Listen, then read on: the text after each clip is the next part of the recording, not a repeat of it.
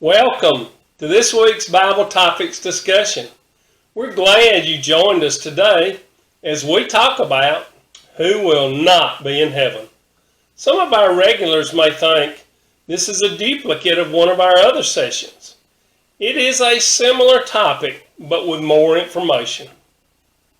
People don't like to talk about who won't spend eternity with Jesus in the home he's prepared for us with him, but this is a subject which must be addressed. So many people don't want to believe that there are people who won't be in heaven. Sometimes it's they themselves. They say that a loving God won't send someone to hell. But the fact is, according to the Bible, that we choose our place in eternity. He sends us to the place we choose. The choices are eternity with Jesus in his kingdom or eternity in hell. Matthew 25 verse 41 says, "Then he will also say to those on his left, 'Depart from me, accursed ones, into the eternal fire which has been prepared for the devil and his angels.'" Hell was apparently not originally prepared for humans, but for Satan and his angels because of their rebellion, thinking they could be equal with God. That's in Isaiah 14:14. That's when Satan and his angels were thrown out of heaven. Yep. People try to figure out if they're going to heaven. In doing this, they compare themselves and the life they lead with other people and the lives they lead. This is not an accurate method. We've learned in previous videos that you spend eternity with Jesus if you get saved through his death and resurrection. According to Romans chapter 10, verses 9 and 10, if you confess with your mouth that Jesus is Lord and believe in your heart that God raised him from the dead, you will be saved. If you don't, the alternative is hell.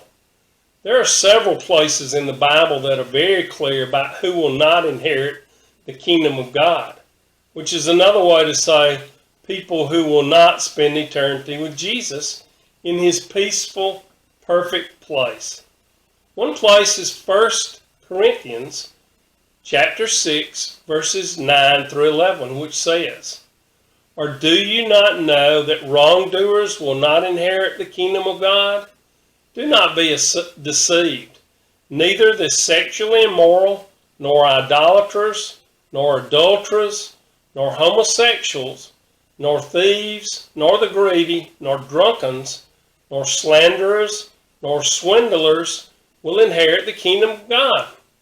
Some of these are words we don't use every day, and you may want to look up some of them to get the meaning, or read this in your favorite version of the Bible to understand what some of the words mean. Let's read what Revelation chapter 21, verse 27 says, and this is referring to heaven. "Nothing impure will ever enter it, nor will anyone who does what is shameful or deceitful, but only those whose names are written in the Lamb's book of life." There are two options, only two, with Jesus or in hell. So if this verse says someone isn't going to heaven, then they'll spend eternity in hell. Ephesians 5, verses 3 through 5 says, "But immorality or any impurity or greed must not even be named among you, as is proper among saints.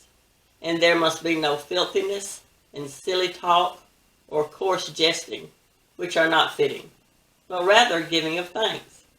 For this you know with certainty, that no immoral or impure person or covetous man who is an idolater has an inheritance in the kingdom of Christ and God."